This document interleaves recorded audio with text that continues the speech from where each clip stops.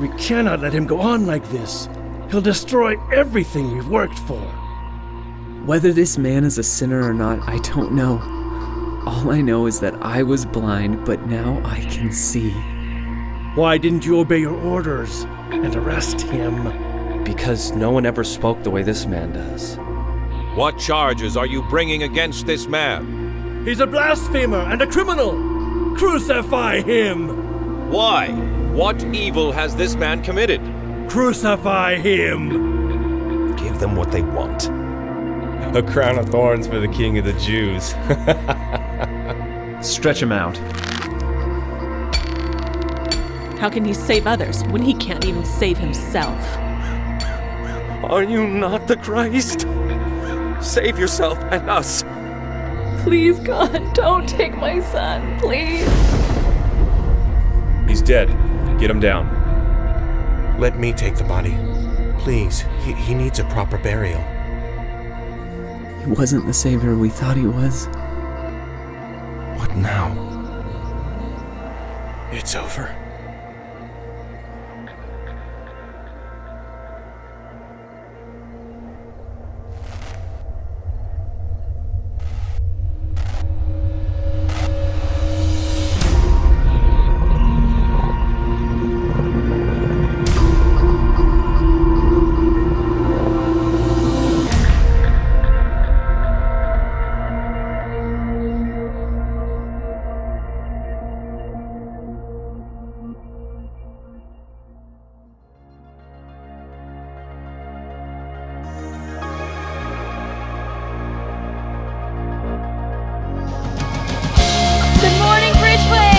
Easter! Come on and sing with us.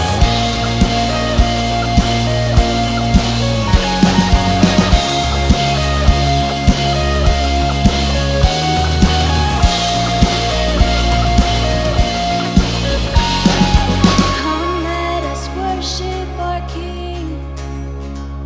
Come, let us bow at His feet. He has done great things. See what our Savior has done. See how His love overcomes. He has done great things. He has done great things. Oh, hero of heaven, you conquered the grave. You free every captive and break every chain. Oh God, you have done great things. We dance in your freedom, awake and alive. Oh Jesus, our Savior, your name lifted high. Oh God, you have done great things.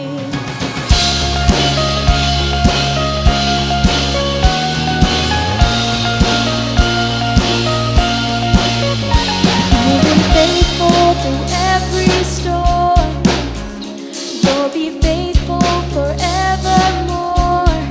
You have done great things, and I know you will do it again. For your promise is yes and amen. You will do great things. God, you do great things. Oh, hero of heaven, you conquer the grave. You free every captive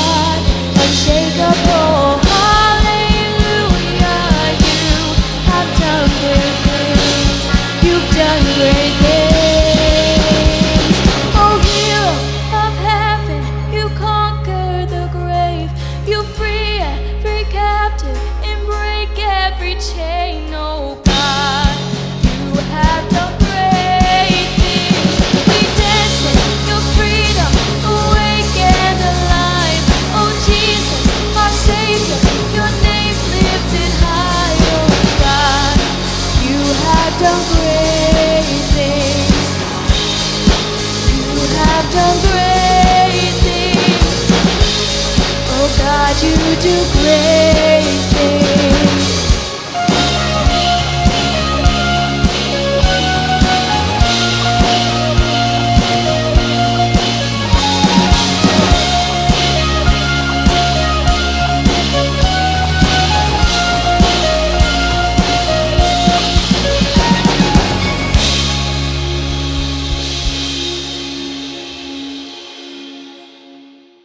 Well, hey, good morning, everybody, and welcome to Bridgeway Church. My name is Joel Larison. I'm the lead pastor here, and I want to say a special happy Easter to you wherever you are this morning, whether you're gathered on a couch with your family, still in bed in your PJs around a breakfast table. We are so excited and so honored that you'd spend part of this holiday Sunday with us, even though it's not what any of us would have expected with us being in quarantine, all separated from each other. We are so glad to be with you here this morning.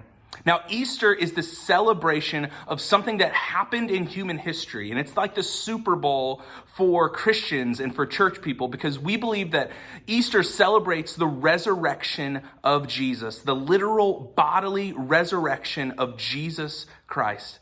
And that is a crazy thing to say out loud, and maybe you're joining us and you don't know what you believe about that, or you think there's no way that's actually possible. And I admit to you that it is a crazy thing to believe, but we believe it. We believe it on faith, but let me tell you, I don't believe that Christians believe the resurrection of Jesus on blind faith at all, even though it's an act of believing in faith. So I thought as we start our services this morning, I would share with you a few reasons why I believe in the resurrection of Jesus, and I'm going to invite you to believe and trust the resurrection of Jesus as well. The first reason is because inside of the Bible is not the only place where the bodily resurrection of Jesus is talked about. In the first century, there was this Jewish historian by the name of Josephus, and he records that other people saw the resurrected Jesus and believed that he was God during his walking around as a resurrected person. So outside of the Bible, people recorded it, and this Jewish historian, Josephus, recorded it. Another reason why I trust the resurrection of Jesus is because women were the first eyewitnesses to the resurrection of Jesus. And if you know anything about the ancient world, a woman's testimony, her fact-telling, her truth-telling in a court of law was not even valid. So if they were making up this story of the resurrection of Jesus, do you think they would use women being the first eyewitnesses and the first preachers telling people that Jesus was resurrected? No, they would have never done that. If you're making up a story in the ancient world, you would have never put women as the eyewitnesses. So this thing must have happened. Another reason why I trust the resurrection of Jesus is because his disciples, his followers, they went around for the rest of their lives telling people that Jesus was resurrected from the dead. And almost every single one of them, you guys, died brutally, murdered by the Roman Empire, by other officials. And they died poor because they would not recant their testimony that they spent time with the resurrected Jesus. If you're anything like me, you know that if people are running a fraud, if they're running a scam, they're going to be getting rich and they're going to be healthy and wealthy at the end of it. Not these disciples. They must have saw something. They must have experienced something.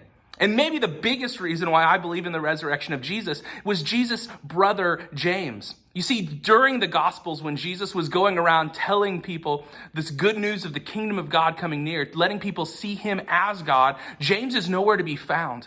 But after the resurrection of Jesus, we see James in the early church, and he's actually a leader of the early church. And he even writes in one of his letters, it's found in our New Testament called the book of James. He actually says in the first verse, he says that I am a servant of the Lord Jesus Christ. Let me ask you this question. What would it take for you to call your brother, your sibling, your Lord?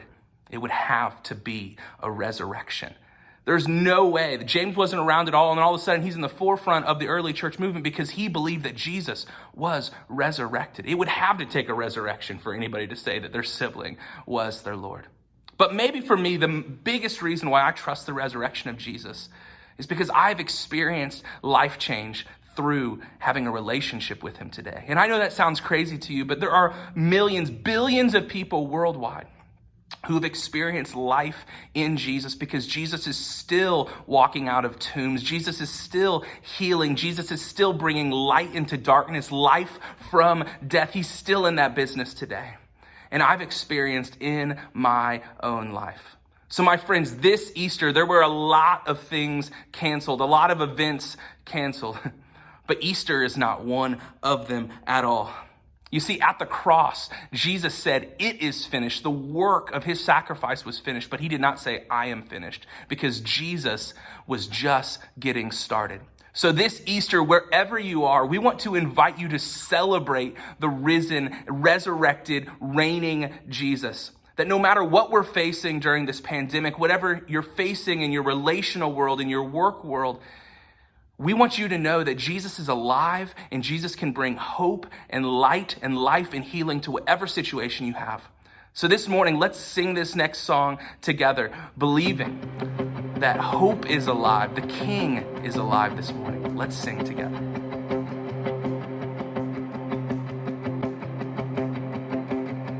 I raise a hallelujah in the presence of my enemies. I raise a hallelujah louder than the unbelief. I raise a hallelujah. My weapon is a melody. I raise a hallelujah. Heaven comes to fight for me. I'm gonna sing in the middle of a storm. Louder and louder, you're gonna hear my praises roar. Up from the ashes, hope will arise. Death is defeated, the King is alive.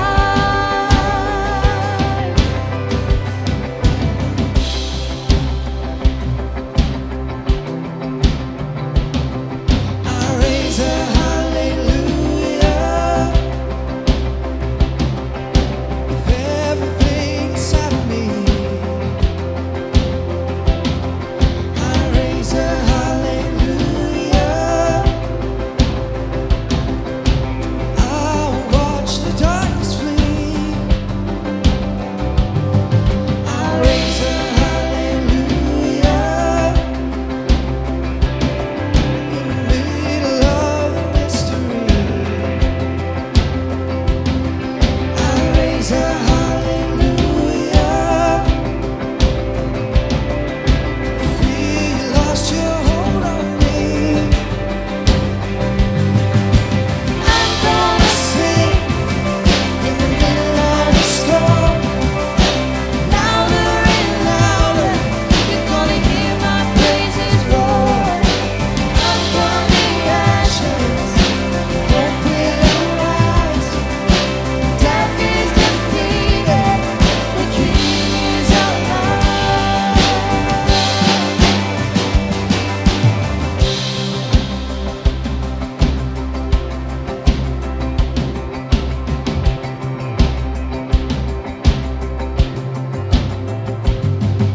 Sing a little louder, sing a little louder, sing a little louder, sing a little louder, sing a little louder, sing a little louder, oh, sing a little louder, sing a little louder, sing a little louder. In the presence of my enemies, sing a little louder than the unbelief. Sing a little louder. My weapon is a melody. Oh, sing a little louder. Heaven comes to fight for me. Sing a little louder. In the presence of my enemies, sing a little louder.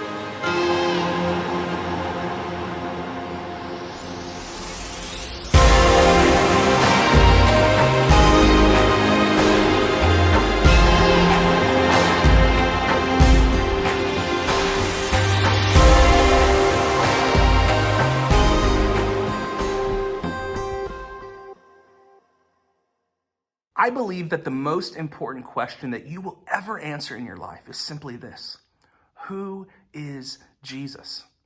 Who is he?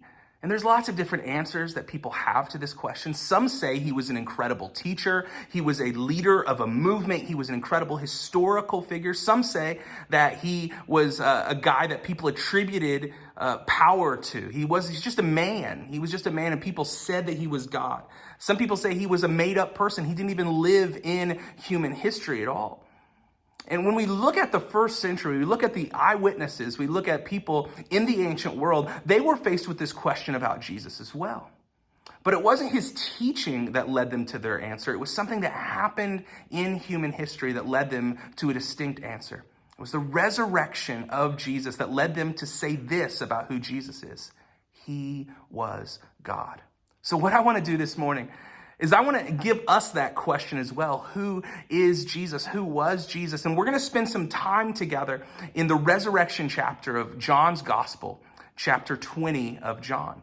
Now, John was an eyewitness to these accounts, and near the end of his life, when he's poor and he's at the end of his road, he's just recounting all the incredible things that he experienced and how he saw Jesus with his own eyes. And so he comes back and he writes this chapter accounting for what happened the day of the resurrection on the first Easter. And it is a flurry of activity. It is coming at you fast. And I think it's so beautiful and so fascinating what happens. And so we're going to hang out there this morning in John chapter 20 and walk through a couple passages together. Now, to set the stage for where we're going to begin in verse 14, we find Mary Magdalene, who has come to the tomb of Jesus after Jesus was crucified on Friday, buried, and then Saturday, the world sat in darkness. Here's Sunday morning, and Mary Magdalene is still coming to the tomb of Jesus to spread spices to keep the smell from the dead bodies away, and probably also just because she could not let go of Jesus. She needed to stay close, and she felt like her physical presence there at the tomb was one way that she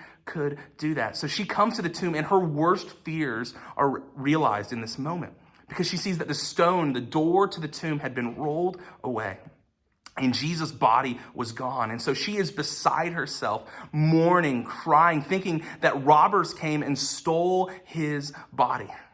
And this is where we pick up what happens next in Mary's story in this resurrection account in verse 14. And her devastation, John tells us this, that at this she turned around and saw Jesus standing there. But she did not realize that it was Jesus. But through probably the tears in her eyes, she couldn't realize who it actually was. And he asked her, "Woman, why are you crying? Who is it you are looking for?" Next verse is so incredible. It says, thinking he was the gardener, she said, "Sir, if you have carried him away, tell me where you have put him, and I will get him." I mean, she probably doesn't even look up to see Jesus. She just assumes that this gardener who's looking after this garden tomb is there, and maybe that this gardener was the person who stole the body of Jesus. But through her tears, through her agony, she can't recognize him at all. She takes this long shot. Maybe he was the gardener. Maybe this is who it is. But then everything changed next when Jesus did something really beautiful. The next verse tells us Jesus said to her, "Mary." She turned toward him and cried out in Aramaic, "Rabboni," which means teacher. When Mary heard her name spoken on her Savior's lips, it changed everything. The light bulb went on in that moment. She recognized her Savior call her name. She cries out. She knows who it is, and she speaks to him. This term of endearment in the ancient culture, Rabboni, my teacher, my leader. She cries out. But what Jesus says next is also really fascinating. Jesus said to her, "Do not hold on to me, for I have not yet ascended to the Father. Go instead to my brothers and tell them, I am ascending to my Father and your Father, to my God and your God." Mary Magdalene went to the disciples with the news, says this, that I have seen the Lord. And she told them that he had said these things to her. Now, Jesus says, do not hold on to me. Don't hold on to the ways of the past, because now that I am resurrected, I am building a new creation. I am doing a new thing, and it's bursting forth into the world. So don't hold on to the past, because you ain't seen nothing yet, Mary. And he says, Mary, you need to go tell people that I am resurrected. And so Mary goes with this message that I have seen the Lord. And check this out, everybody. The very first preacher, the very first Easter resurrection morning preacher was a woman named Mary Magdalene. How beautiful is that? Now, what I want us to see here is there's this little part, this little passage earlier that we looked at, this little phrase that just caught my eye a couple months back. And it says that Mary actually was thinking he was the gardener when she saw Jesus. She mistook him for the gardener. And I want to put this thought in front of you that maybe Mary was wrong, but she was very right at the same time. That, you know, Jesus wasn't the gardener in that garden tomb, but Jesus is the true and better gardener that we've always longed for. You see, if you've ever had a hard time understanding the Bible is actually an unfolding history, an unfolding story between two gardens. The Garden of Eden, found in the very first book of the Bible, Genesis, where God sets up this utopian garden with Adam and Eve. And Adam is told to be the very first gardener, but he does not take care of his duty of following God's rules. He doesn't take his duty seriously of caring for the land or for his wife Eve. And so he fails. And that brings sin and chaos into our world. And that leads us to another garden. Just a couple chapters earlier in the Jesus story, the Garden of Gethsemane, the night before Jesus' death, where he was betrayed and he cries out to his Father, Father, if this is the challenge you have before me to go to the cross and sacrifice myself, I accept it. And Jesus wins where Adam, the first gardener, loses. It's a story stuck between two gardens. And so I want to put this thought in front of you that Jesus is the true and better gardener. And maybe what Jesus is really up to in our life is gardening, bringing beautiful things out of the dirt in our lives.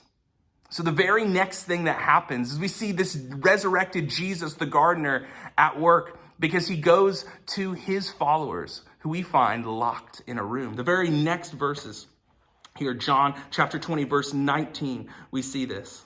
That on the evening of that first day of the week, the very next day, Monday, when the disciples were together with the doors locked for fear of the Jewish leaders, Jesus came and stood among them. The resurrected body apparently doesn't need to use doors, right? He stood among them and said, "Peace be with you." And after he said this, he showed them his hands and his side. The disciples were overjoyed when they saw the Lord. Now, so much is happening here. We find Jesus' closest friends, his followers, they're hiding in a locked room, and we're told that they're afraid. And they're fearful because of the Jewish leaders. They probably thought, hey, the Jewish leaders and the Roman government took care of Jesus.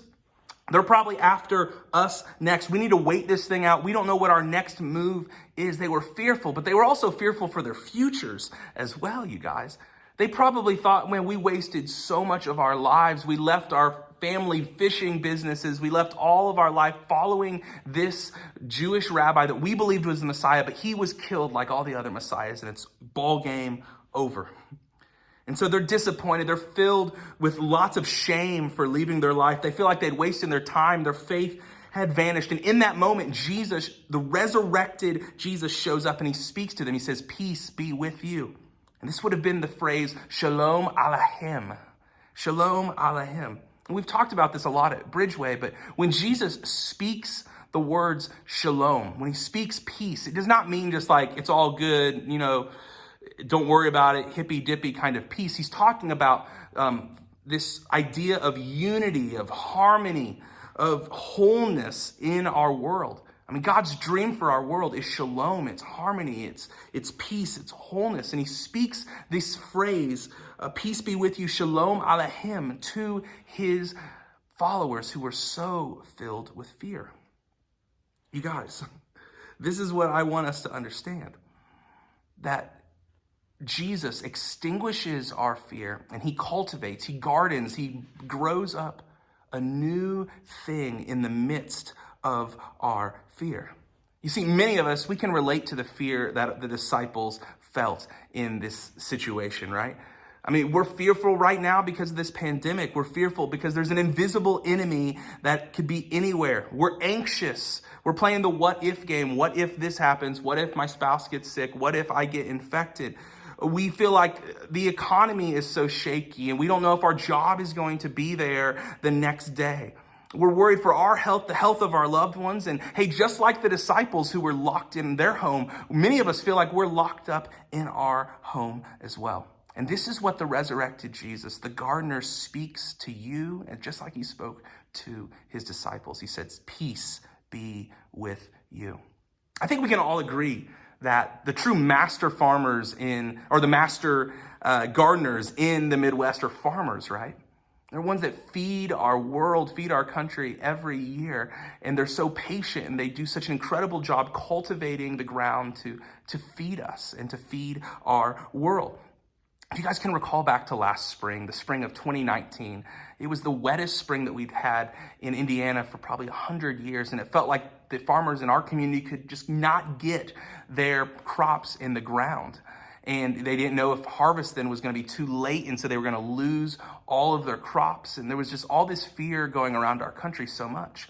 And I had this one interaction with a local farmer who's a friend of mine, and I was like, hey man, how are you doing? Are you holding up? Or are you guys just like crippled with fear during this situation? And I remember he spoke to me something that was so startling. He goes, you know what? We've had bad weather years before, but we've always ate. We've always had enough money to go around. If we have a bad year, we'll have a great year next year. He's like, I remember some of the years that everybody said was that bad, and we always survived. He looked back into the past and to remember what happened, and then that fueled his faith for the present tense that was so scary. My friends, I want to encourage you, if you're feeling fear this Easter season, don't forget in the dark what God showed you in the light. Don't forget in a dark moment of your fear what God revealed to you about him in the light. Remember what God has done in the past to see him clearly in the scary present tense. He wants to cultivate, he wants to grow faith in you by remembering his goodness, remembering his love, his personal love that is for you. My son, Jack, he's about 14 months old now. And whenever we're on a couch together or he's laying up on the bed with me, he does this thing that to me is just so horrifying. He just wants to nosedive right off the bed. It's like in one, swoop, just wants to go headfirst off the bed or onto the ground from the couch. And I catch him every single time. And I started to realize that he thinks this is fun because he remembers that I always catch him. He's not fearful. He's smiling. He's giggling when he nosedives off of the bed or the couch because he knows that I will always catch him. He remembers that. You guys, I think in the same way, your Heavenly Father, this Easter, he wants to remind you that he will always catch you because he has always caught you. And in your darkest moments, Jesus still went to the cross for you and he walked out of that grave for you. And he is the gardener and he wants to cultivate and grow faith in you. He wants to do that for you. Some of you are probably fearful this morning because you feel like you're in this waiting season, just waiting for God to show up, to answer your prayer, to end the quarantine, to move in your life. And I think that the resurrected Jesus, the gardener, he wants to speak peace be with you, wholeness be with you in your waiting as well. Did you know that there are certain plants that people put in their gardens in the southern parts of the country of India that take up to 12 years to actually bloom? It's called the Karinji plant. And the Karinji plant, it's beautiful when it blooms, but you plant it and then you wait 12 years. This is why gardening is not for me, farming is not for me, because I can't wait that long. But can you imagine the doubt that you would experience if you thought that plant was going to bloom, that Karinji was going to bloom in year one? Yes, you'd experience so much doubt, but it blooms on that 12th spring. You guys, the resurrection of Jesus shows us that God is the way maker. He is the promise keeper. It might be 2 more weeks, 2 months, 12 years, but he will make good on his promise. You can take that to the bank. God is rarely early, but he is always on time. So in your waiting, in your fears, remember that the God of the resurrection, the gardener, is cultivating hope in you. And because Jesus walked out of the grave, you guys, the worst things are never the last things. The worst things are never the last things. The resurrected Jesus, the gardener, cultivates peace, wholeness to extinguish your fears. And somebody needs to hear this morning. that God is a good father who gives good things to his children. And that God doesn't cause evil, but he will subvert evil, and he will use evil and brokenness in our world to bring beauty out of it, just like he did at the cross. That Jesus has taken on sin and death and the worst forces in the human existence, and he has conquered them with love at the cross and an empty tomb. And if you're waiting and you feel alone in a dark circumstance, oh man, the resurrection of Jesus says, peace be with you, because he is close. He is not distant. He is with you and still alive in every circumstance. The gardener, the resurrected Jesus, wants to cultivate peace in the midst of your fears, to extinguish the power of your fears this Easter. Not only does the resurrected Jesus take out fear in our life, understanding his love, it takes out fear, but it also takes out shame. You see, in that room that Jesus walked into with his disciples, there was Peter. And just 2 nights before, even though he swore he would never do it, Peter denied even knowing Jesus during Jesus' darkest hour of his torture and his arrest. He denied even knowing Jesus. Can you imagine the shame and the guilt, the paralyzing anger you would have towards yourself because of that if you were Peter? You know, many of us, we are carrying shame and guilt with us today as well. We like to stuff it down and not think about it by looking at our phones or overeating or over drinking or overdoing something. But we're carrying shame with us today. Maybe it's a divorce. Maybe it's a broken relationship with somebody in your family, somebody at work, maybe with your kids. Maybe it's an addiction. Maybe it's something that you did to hurt someone that you're just so guilty about that you did. Maybe it's a public embarrassment where you are just thinking that people are whispering about you every room you walk into. Peter felt that shame. He felt that guilt. But when Jesus walked into that locked room, when he appeared in that locked room, the resurrected Jesus, he spoke those words, peace be with you, shalom aleichem, wholeness to you. He spoke them to Peter in all of his guilt and shame. And I think he speaks them to us today. And the gardener resurrected Jesus wants to speak those words to you as well this Easter morning. You know, most gardeners will tell you that the best soil that you can garden in would be compost soil. And compost soil is something that just blows my mind because it's so gross when you think about it. Compost soil is using things like rotten banana peels, used coffee grounds, vegetable scraps from the kitchen, broken used eggshells, and putting them into dirt.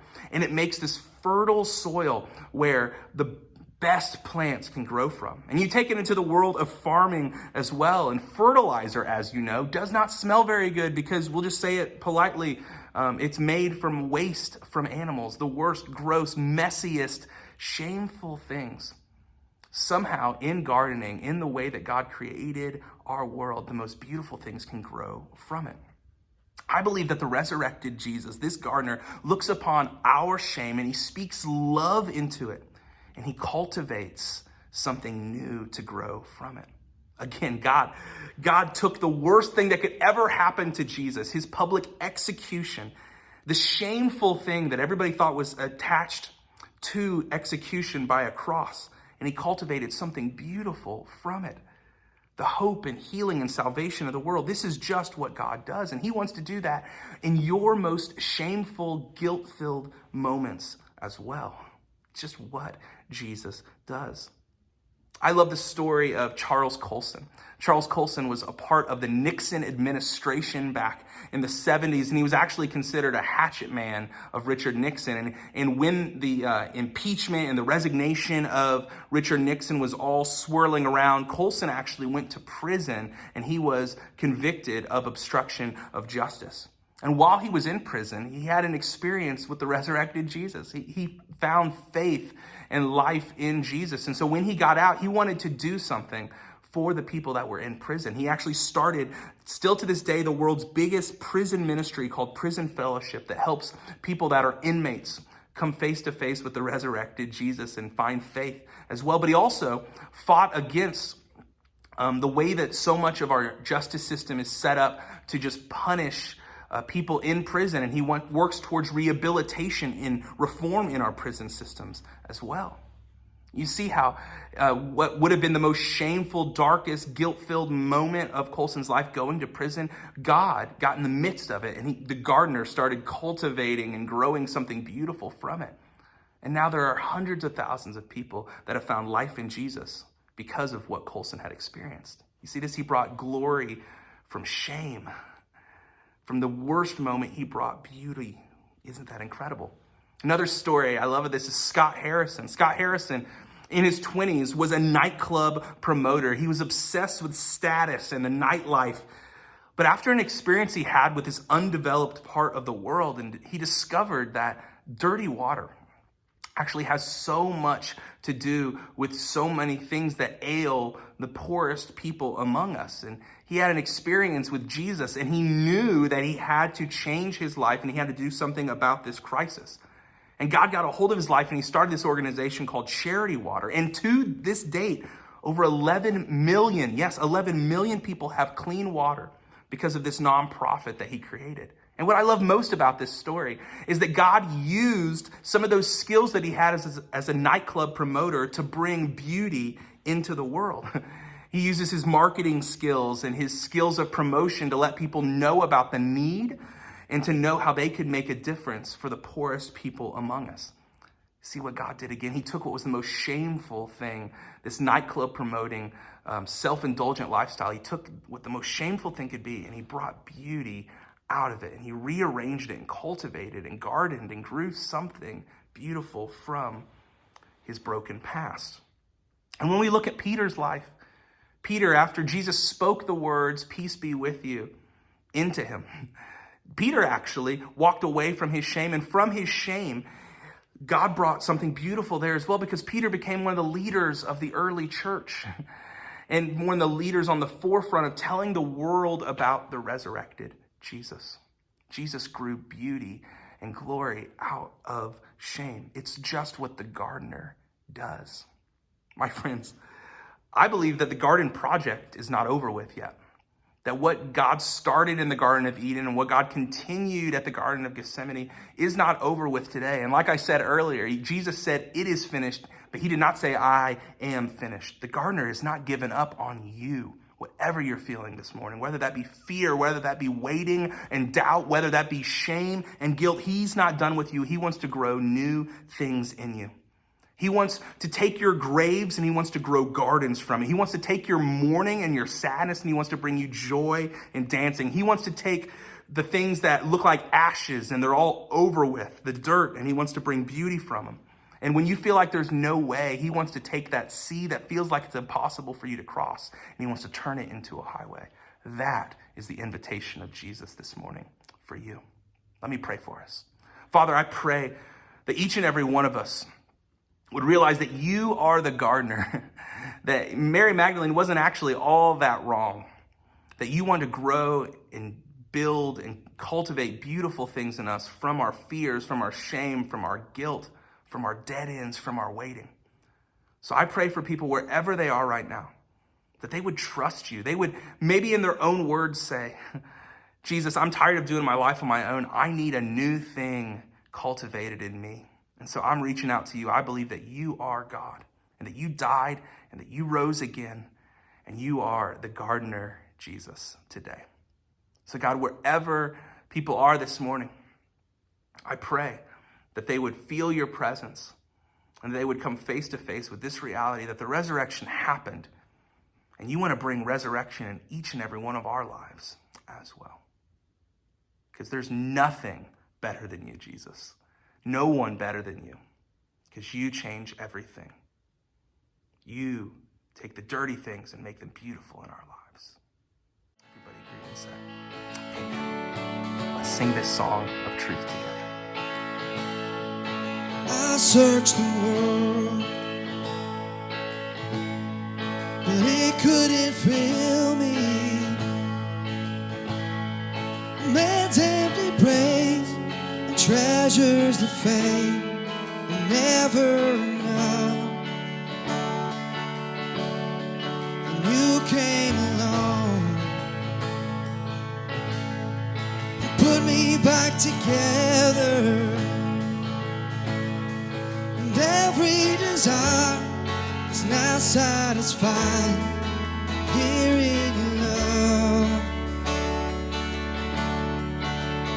Oh, there's nothing better than you, Lord. There's nothing better than you, Lord. There's nothing, nothing is better than you.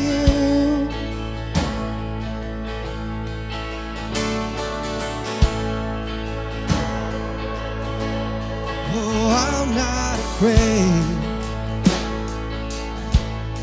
to show you my weakness, my failures and flaws. Lord, you've seen them all, and you still call me friend. 'Cause the God of the mountain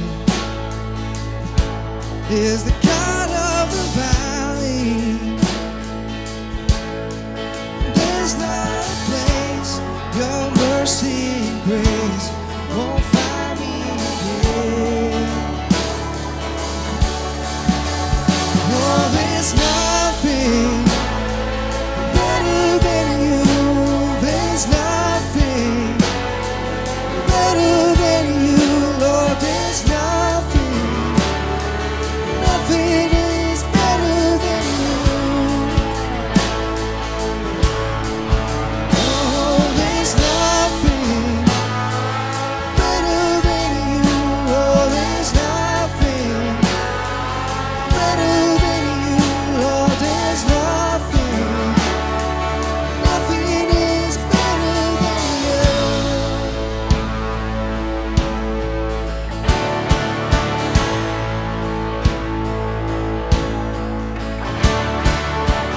You turn mourning to dancing.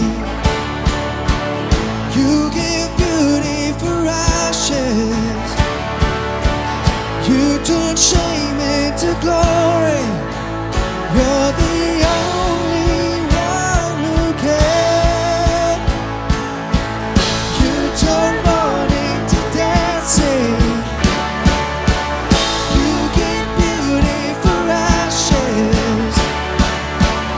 You turn shame into glory.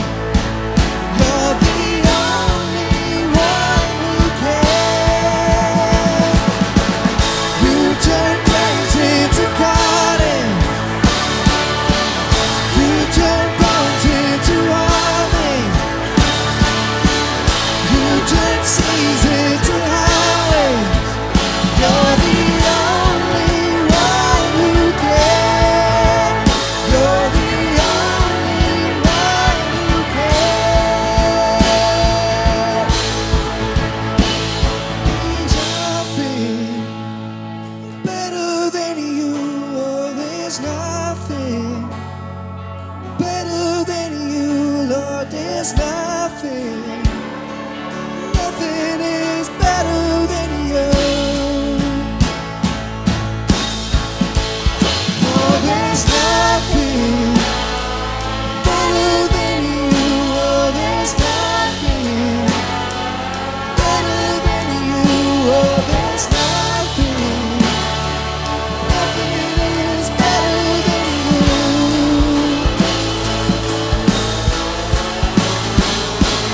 You turn graves into gardens. You turn bones into armies. You turn seas into highways. You're the only one who can. You turn graves into gardens. You turn bones into armies. You turn seas into highways. You're the only one who can.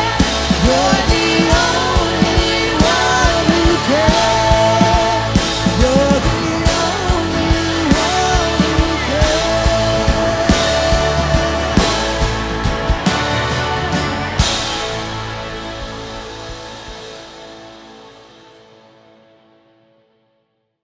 Well, amen.